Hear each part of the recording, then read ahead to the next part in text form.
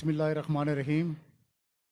वसीम राजा, bureau chief, BBC news आज़ाद जम्मू कश्मीर, आपसे मुखातब हूँ और आज हमने ज़िम्मा दी है सरदार अरशद नदीम एडवोकेट साहब को।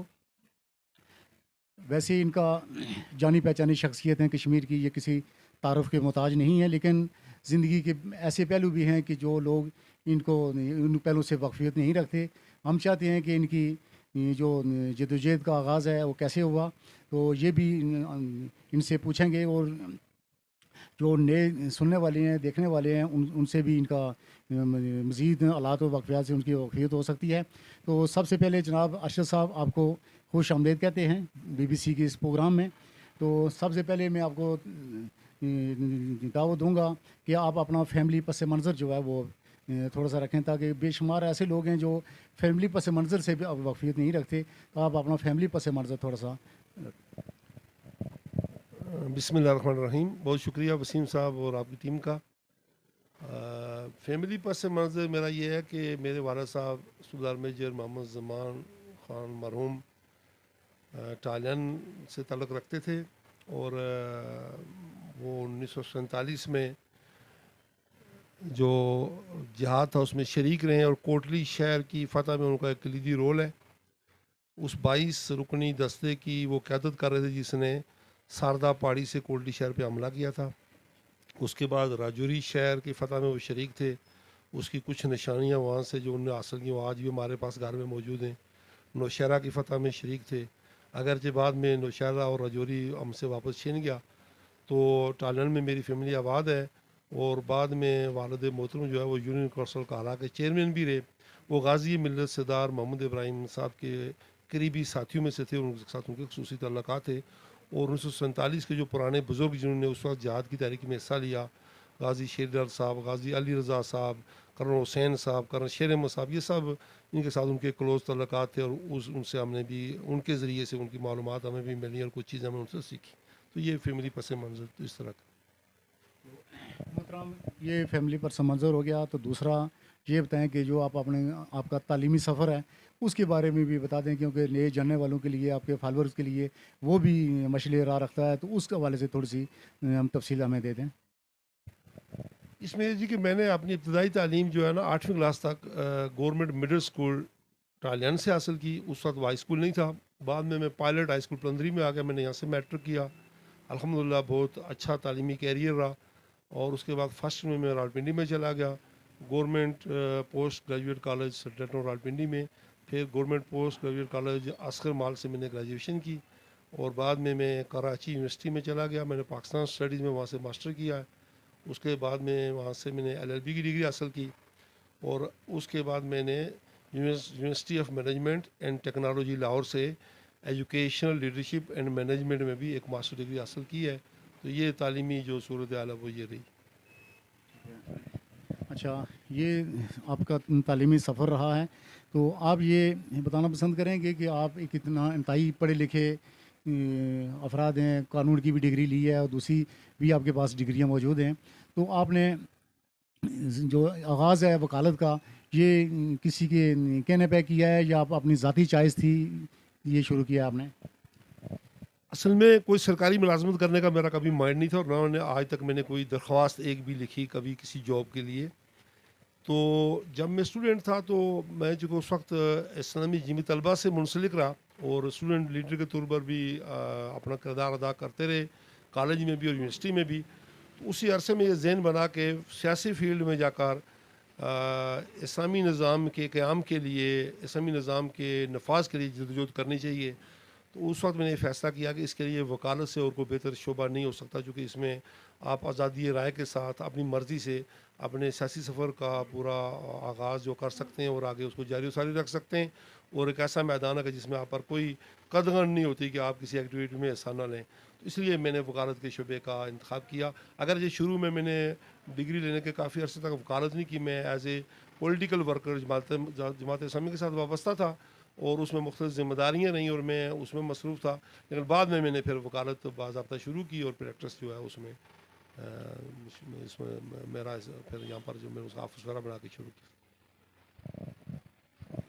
मोहतरम, आपका ये इंतहाई कामयाब जो सफ़र है, ये इस किसी से भी ढका छुपा नहीं है। लेकिन आप देखें कि आप इतना आला तालीम याफ्ता होने के बाद किसी मुफाद की पार्टी में नहीं गए हैं, जो मुफाद हासिल कर सकते थे, आप बड़े लेवल पे कर सकते थे, तो आपने वो रास्ता क्यों छोड़ा और ये एक पुरखार रास्ता आपने अख्तियार किया जिसे बज़ाहिर तो नुकसान ही नुकसान है। तो आप ये बताएं कि ये आपने सौदा क्यों किया?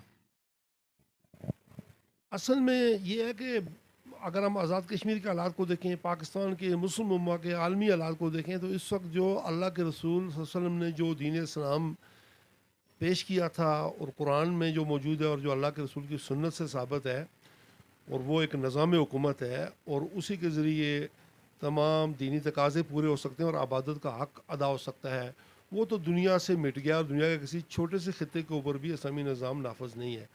तो इसकी जदोजहद करना, मैं समझता हूँ दुनिया और माफिया की जो दौलत है उसके मुकाबले में इसकी कीमत ज़्यादा है और ये अल्लाह के नज़दीक इसका अजर है। बज़ाहिर दुनिया की हवाले से शायद हम इसकी कोई ना ऐसी चीज़ देखें कि जो हमें कोई बहुत कीमती इसका रिवार्ड मिले, लेकिन ये एक ऐसा सफ़र है जो अम्बिया अलैहिस्सलाम का सफ़र रहा है, जो सहाबा का सफ़र रहा है, जो सुलह का सफ़र रहा है। और यही हमने सीखा है कि दीन हक़ की सरबंदी के लिए, क़याम के लिए जदोजहद करना और उसके लिए कुर्बानी देना, कैरियर की कुर्बानी, माल असबाब की कुर्बानी, आता कि लोग अपनी जान की कुर्बानी देते हैं, तो हम नहीं समझते कि हमने कोई बड़ा काम किया है।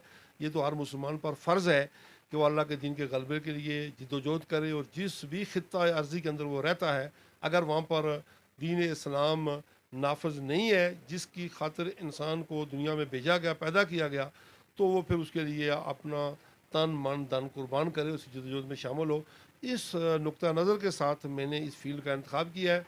तो मैं नहीं समझता हूँ ये कोई घाटे का सौदा है। सौदा तो यही है जो फ़ौज़ अज़ीम है और अज़ीम कामयाबी, उसकी खुशखबरी कुरान ने इसी रास्ते की दी है। दुनिया कमा लेने को कोई खुशखबरी कुरान और हदीस ने उसको करार नहीं दिया है।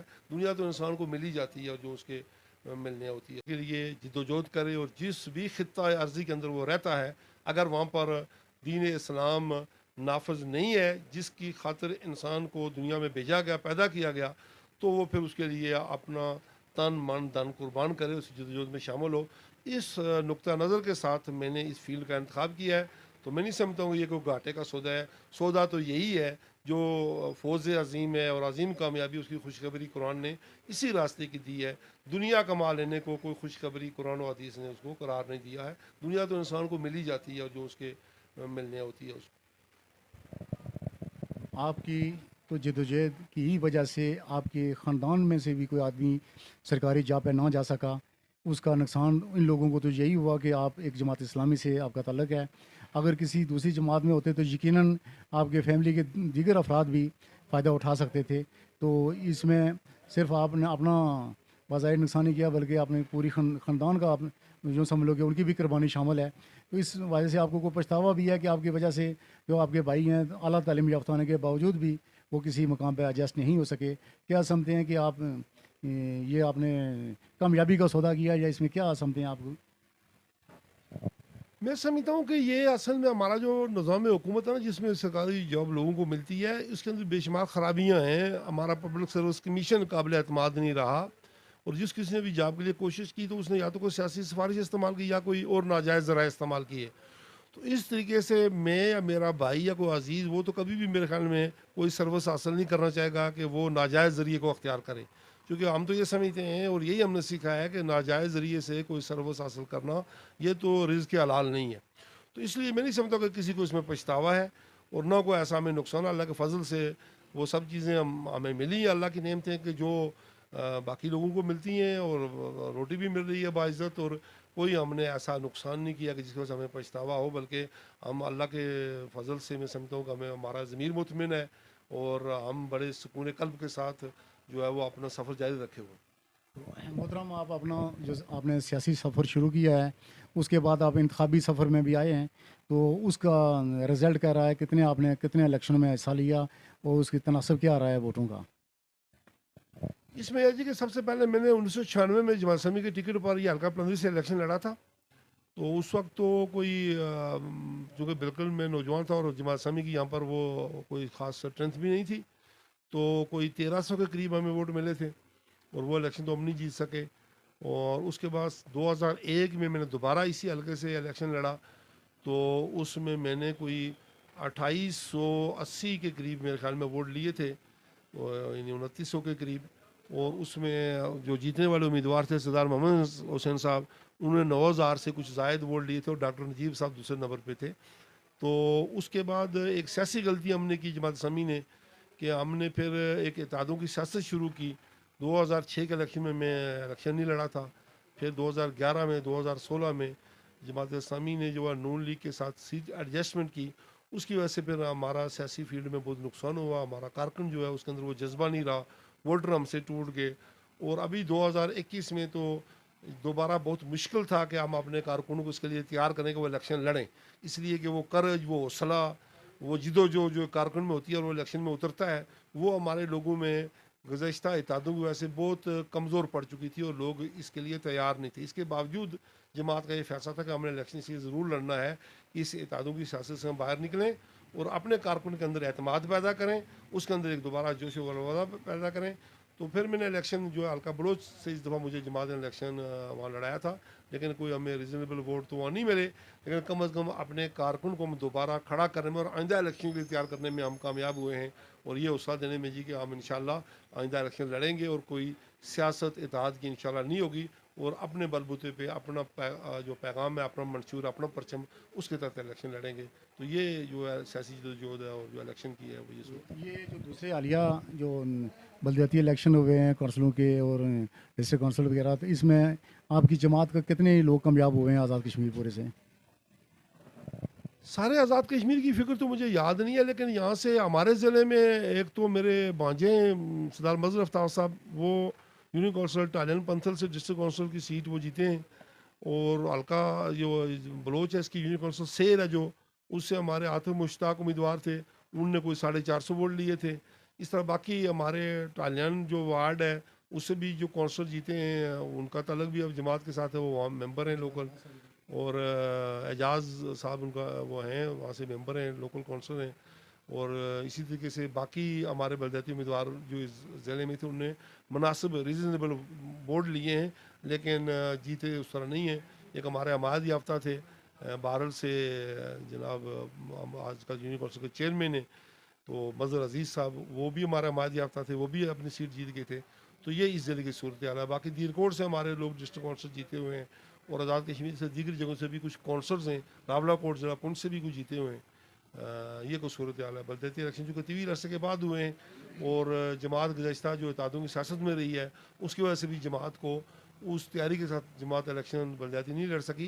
तो आइंदा इंशाअल्लाह अल अज़ीज़ बलदियाती इलेक्शन में जमात को भरपूर रिस्पांस मिलेगा और भरपूर तरीके से हिस्सा भी लेंगे। जो लोग आपके जीते हैं लोग, तो उनको क्या फंडिंग वगैरह पूरी मिल रही है और आप उस लेवल का काम भी कर रहे हैं, लोगों को एतमाद में पूरे उतर रहे हैं, इसकी क्या सूरत हाल है? इसमें जी फंड्स तो गवर्नमेंट ने अभी हालिया दिनों में थोड़े से बलदियाती नुमाइंदों को दिए हैं। वो एक बड़ा झगड़ा चल रहा था और एहतजाजी तहरीक भी थी कि अख्तियारात भी दें और फंड्स भी दें, तो उसके लिए गवर्नमेंट तैयार नहीं थी। फिर खुद बलदियाती नुमाइंदों ने जो जीते हुए थे उन्होंने हड़ताल की, मुजफ्फराबाद तक गए, असम्बली के बाहर धरना दिया, तो उसके नतीजे में कुछ फंड्स तो रिलीज़ हुए हैं। लेकिन इसके बावजूद जो हमारे साथी हैं जो जीते हुए हैं वो दीगर ज़राए से, अलखदमत फाउंडेशन के तावन से और दीगर ज़राए से, अपने साथियों के तावन से उन्होंने अल्हम्दुलिल्लाह बाकी तमाम जो कौंसल्स जीते हुए हैं या डिस्ट्रिक्ट कौंसिल के मुकाबले में बहुत ज़्यादा काम किए हैं और लोगों के जो मसाइल हैं लोकल सतह पे हल करने की अपनी तरफ से भरपूर जदोजहद कर रहे हैं। और उसमें तरक्याती फ़ंड्स का इन्हीं मुख्तलिफ दोस्तों के तावन से और अलखदमत फाउंडेशन के तावन से वो लेके तो मुख्तलिफ स्कीमें जो हैं उनको वो मुकम्मल भी कर रहे हैं।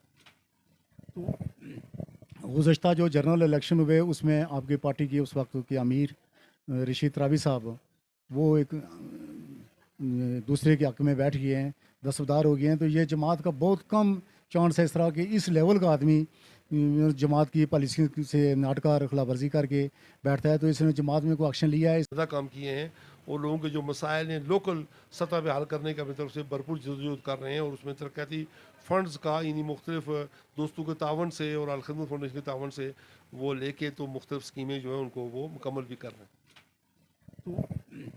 गुज़श्ता जो जनरल इलेक्शन हुए उसमें आपकी पार्टी की उस वक्त के अमीर रशीद रावी साहब, वो एक दूसरे के हक में बैठ गए हैं, दस्तबरदार हो गए हैं। तो ये जमात का बहुत कम चांस है इस तरह के इस लेवल का आदमी जमात की पॉलिसी से नाटकार खिलाफ वर्जी करके बैठता है। तो इसने जमात में कोई एक्शन लिया है? इसको उनका बैठना जमात के लिए फ़ायदा हुआ या नुकसान हुआ?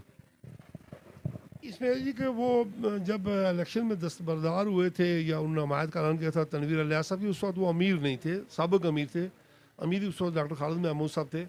और ज़ाहिर है ये गैर मुतवक्को फ़ैसला था और इससे जमात को नुकसान तो हुआ, लेकिन जमात के अंदर एक एहतसाब का और तादीबी कार्रवाई का एक बुरा निज़ाम मौजूद है।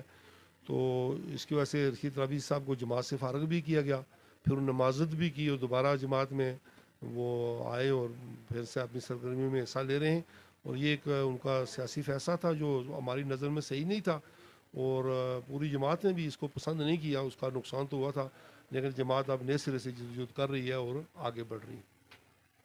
तो यहाँ आप ज़रा वकालत के पेशे से भी मुंसलिक हैं, तो आपसे बेहतर यहाँ कौन हमें बता सकता है कि आप यहाँ जराइम की शरह क्या है और किन किन हवाले से ज़्यादा जराइम हो रहे हैं, और क्या अदालतें उनको इंसाफ भी मुहैया कर रही हैं या तवील केस तवील तार हो जाते हैं, लोग मजबूर होकर खुद बहुत फैसला कर लेते हैं। असल में जो हमारा अदालती निज़ाम है आज़ाद कश्मीर का, कानून और ज़ाब्ते के लिहाज से तो वो बहुत सारी चीज़ें हुई हैं जो पाकिस्तान में, और उन कवानीन का इतलाक़ जहाँ भी होता है वो अडाप्ट किए जाते हैं। लेकिन यहाँ का निज़ाम पाकिस्तान से कदरे बेहतर है, मैं इसको कहूँगा, यानी सुप्रीम कोर्ट से लेकर के लोअर कोर्ट्स तक। यानी जितना वहाँ इंसाफ में ताख़ीर होती है और जितने वहाँ मनफी हथकंडे इस्तेमाल होते हैं या पैसे का गलत इस्तेमाल होता है, वो आज़ाद कश्मीर में उस तरह बिल्कुल नहीं है, और अगर कहीं है तो वो बहुत कम है। अलबत्ता यहाँ जो ख़राबी है कि जो क्रिमिनल केस हैं, जराइम के केसेस, उसमें पुलिस चूँकि तफ्तीश करती है, ख़ुद सोसाइटी में झूठ और धोखा बहुत ज़्यादा आम अफराद में भी, और लोग अपनी एफआईआर को ही जाकर वो झूठ के साथ यानी मिला के तो फिर एक झूठी एफआईआर कराते बाद को उसमें सच कम और झूठ ज़्यादा होता है, और पुलिस उसमें मज़ीद ख़राबी पैदा करती है। जब एक केस की तफ्तीश ही गलत हो जाए और रिकॉर्ड गलत मुरतब हो जाए तो फिर बाद में अदालतें उसको दुरुस्त नहीं कर सकती हैं, बहुत ना वकील उसको ठीक कर सकते हैं उस तरीके से, और ना कोई जज उसको ठीक कर सकता है, क्योंकि उसी बेस के ऊपर उस केस से आगे चलना होता है। तो एक तो जो तफ्तीश का हमारा निज़ाम है ये बड़ा नाकस है, इसको ठीक करने की ज़रूरत है। मेरी ज़ाती राय है बतौर एक कानून के तालिब इल्म के कि पुलिस से तफ्तीश का ये अख्तियार लेकर बाज़ाब्ता इसके लिए कोई कानूनी मजिस्ट्रेट जो हैं, जो लॉ नोइंग भी हों, जो लॉ ग्रेजुएट भी हों, उनकी ट्रेनिंग हो, उनकी ज़ेर निगरानी तफ्तीश का कोई शुबा बनाया जाए। और ये तफ्तीश के नकाइज़ की वजह से बहुत सारे लोगों को इंसाफ नहीं मिल पाता और मुकदमात में ताख़ीर भी होती है और लोग मुलज़मान को यानी उससे सज़ा नहीं मिल पाती।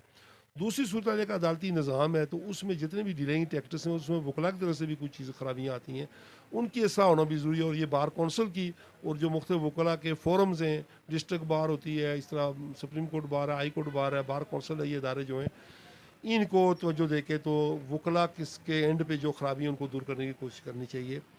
और इसी तरीके से अदलिया में भी कमज़ोरियाँ हैं और उसमें सिफारिश नहीं सुननी चाहिए। अल्लाह के खौफ के साथ एक काजी को, एक जज को अल्लाह के सामने जवाबदेही के साथ अपने काम को करना चाहिए। वहाँ भी कुछ हमें कमज़ोरियाँ नज़र आती हैं, उनकी भी इसलाह ज़रूरी है, और ज़ाहिर इसके लिए मुख्तलिफ फ़ोरम मौजूद हैं और उन्हीं पे जाकर तो बात भी हो सकती है और वहाँ इसलाह का तरीक़ाकार भी अख्तियार किया जा सकता है।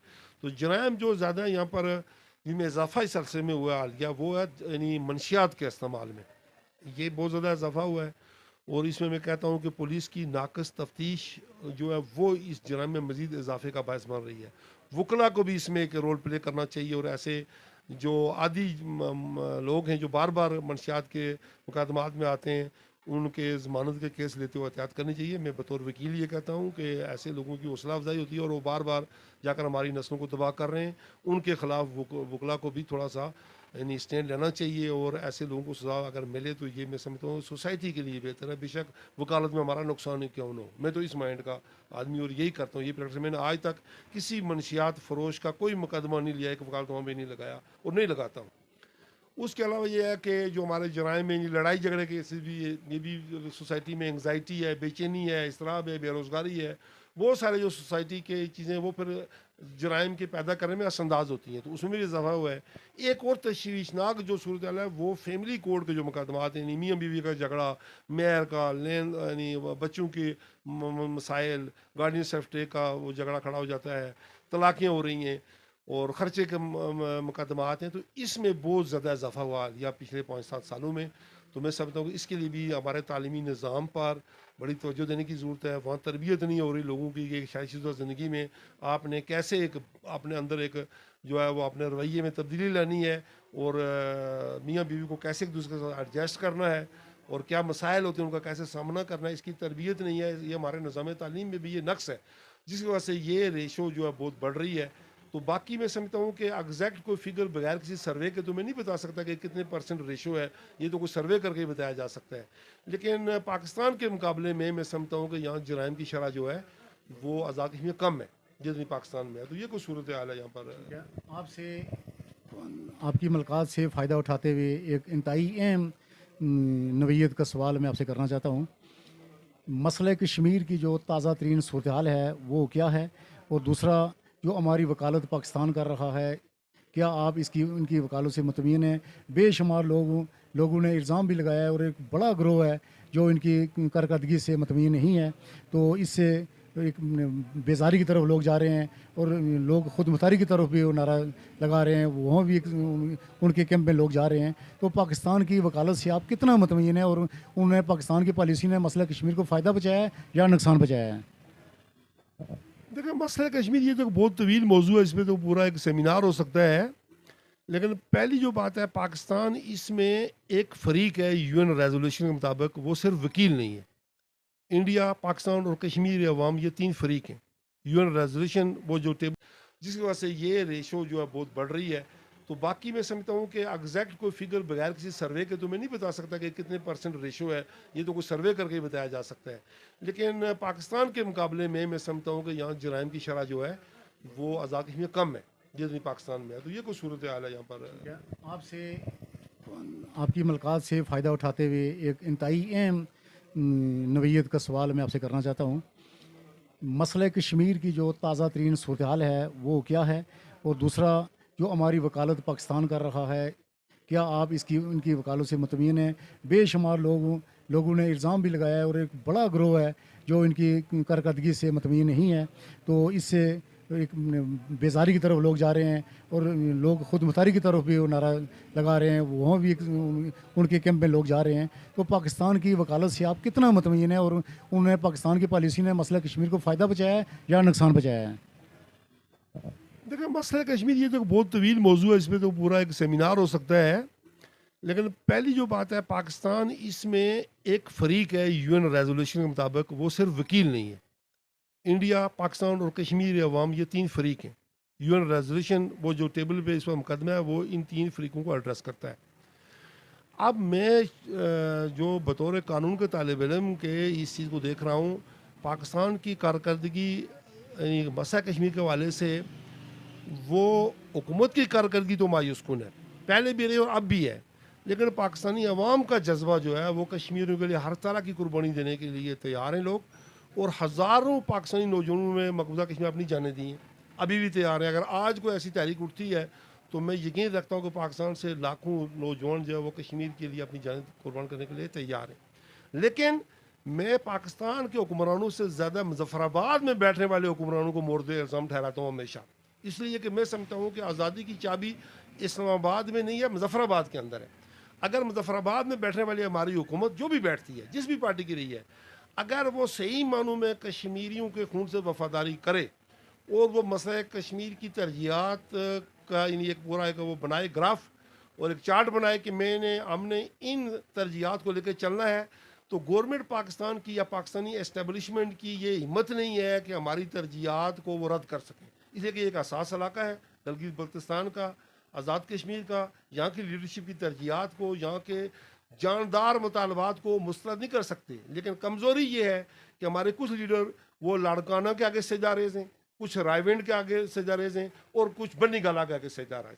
जब तक इस सजदा रेजी से निकल कर हम अपने तशख़्ख़ुस को बरकरार रखते हुए पूरी गैरत ईमानी के साथ मसला कश्मीर में जो लाखों शहीदों का खून है उसका पास रखते हुए, जब तक हम अपनी आवाज़ में जान पैदा नहीं करेंगे जो मुजफ्फराबाद से उठेगी, पाकिस्तान हमारा वो साथ नहीं दे सकता जो उसको देना चाहिए। पाकिस्तान की जो पॉलिसी है खारजा अमूर की, हमने 12 अपने जो मेरा ताल्लुक जो जमात इस्लामी से, तो हमने प्लेटफार्म से हमने ये सिफारिशात कई दफ़ा भेजी और ये मुतालबा उठाया है कि पाकिस्तान एक नायब वज़ीर ख़ारजा का तकर्रर करे जो पूरी दुनिया में सिर्फ मसला कश्मीर को एड्रेस करे, उसका कोई और काम ना हो। और तमाम सफारतखानों में कश्मीर डेस्क बनाए जाएँ जहाँ कश्मीरी पढ़े लिखे लोगों को, नुमाइंदों को वहाँ तैनात किया जाए जो दुनिया भर के ममालिक में कश्मीर की नुमाइंदगी करें और इंडिया के मुकाबले में एक जारियाना सफारती मुहिम चलाएँ। हमारा केस फैक्ट्स के एतबार से, ग्राउंड रियलिटी के एतबार से, इंडिया के मजालम के एतबार से, UN रेजोल्यूशन के एतबार से और इंडिया के बार बार की जो पैंतरे बदले उस एतबार से हमारा केस आलमी सतह पर बहुत मजबूत हो सकता है।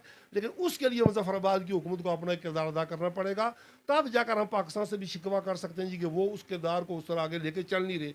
जब हमारी लीडरशिप खुद कुछ करने पर तैयार नहीं है, वो मुजफ्फराबाद में फारग बैठे हुए हैं, उनकी कोई तरजीह नहीं है, उन्होंने खुद मसला कश्मीर को, मैं समझता हूँ माजी की हमारी आज़ाद की हुकूमतों ने बेइंतहा नुकसान पहुँचाया बजाय इसके कि इसके लिए वो बड़ा काम करते। तो उसके बाद अगर हम शिकवा करें OIC से या UN से, पाकिस्तान से, तो वो मेरे ख्याल में इंसाफ नहीं है। शिकवा बनता है पाकिस्तान से इसलिए कि पाकिस्तान फरीक है और पाकिस्तान में सैकड़ों कश्मीरियों ने अपने जाने, हमारे फौजी ने उधर जाकर पाकिस्तान की सरहदों पे दिए हैं, उनके लोगों ने यहाँ जाने दिए हैं। और अगर कश्मीर का मसला UN रेजोल्यूशन के मुताबिक हल नहीं होता तो खुद पाकिस्तान का वजूद ख़तरे में है। बरस्क्रीन में बहुत बड़ी एटमी जंग हो सकती है, यहाँ का बिल्कुल तारीख, जोग्राफिया सब कुछ तब्दील हो सकता है। इसलिए पाकिस्तान को भी मैं समझता हूँ वहाँ की लीडरशिप को, वहाँ के एस्टेब्लिशमेंट को और वहाँ के खारजा अमूर के जो ज़िम्मेदारान हैं उनको अपना रोल अदा करना चाहिए और मसला कश्मीर को मौजूदा जदीद तनाज़र में जो आलमी सतह पर उठाना चाहिए। और सिर्फ जो सियासी, सफारती और इस तरह की हमायत है ये नहीं, अमली इकदाम करने चाहिए। हम तो कहते हैं कि अमली इकदाम करने चाहिए और कश्मीरी जो फ्रीडम फाइटर हैं, जो मुजाहिदीन हैं, जो लड़ रहे हैं आज़ादी के लिए, उनकी भरपूर मदद करनी चाहिए। अच्छा, आपसे लास्ट में ये सवाल है कि ये जो कश्मीर कमेटी है इसमें जो हुकूमत की तरफ से एक वज़ीर आयर करते हैं तो वो मसला कश्मीर से ख़ुद भी वाकफियत नहीं रखता। तो दूसरा ये है कि जो गिलगित का सूबा पाकिस्तान ने बनाया है इससे इंडिया का मौक़िफ़ मजबूत हो रहा है या कमज़ोर हो रहा है, इसमें पाकिस्तान का ज़्यादा फ़ायदा हुआ या नुकसान हुआ ये सूबा शो करने में? एक बात तो है कि गिलगित को पाकिस्तान ने बाज़ाब्ता सूबा बनाने का कोई ऐलान नहीं किया। एक जो सेटअप बनाया हुआ उन्होंने, वज़ीर आला है और जो वहाँ की असम्बली है अभी, वो सूबाई तर्ज किया है, लेकिन कोई ऐसा नोटिफिकेशन नहीं है कि गिलगित बल्तिस्तान पाकिस्तान का सूबा है। अभी उसको आर्जी सूबा बनाने की बातें चल रही थी, लेकिन ख़ुद गिलगित बल्तिस्तान के अवाम की एक बहुत बड़ी तादाद ने अब इसकी मुखालफत की है। पहले वो इसकी हमायत करते थे, लेकिन वहाँ पर जो बाज़ लोगों की ज़मीनें जाकर ली गई हैं और कुछ इस तरह के मसाइल पैदा हुए, इसमें पिछले दिसंबर में उस पिछले अरसे में शदीद एहतजाज हुआ बड़े पैमाने पे और लोग वहाँ के भी ये चाहते हैं कि हमें आज़ाद कश्मीर की तरह का सेटअप दिया जाए, जहाँ एक बाख्तियार, हम आज़ाद कश्मीर भी मांगते हैं, जो अख्तियार हमें मिले हुए वो भी महदूद हैं।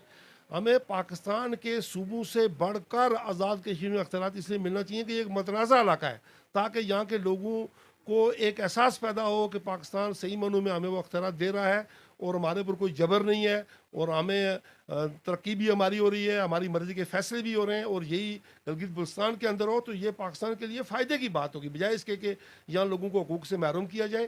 गिलगित बल्तिस्तान कोई पाकिस्तान का सूबा नहीं बनाया गया, ऐसा कोई सरकारी ऐलान नहीं हुआ, कोई नोटिफिकेशन नहीं हुआ।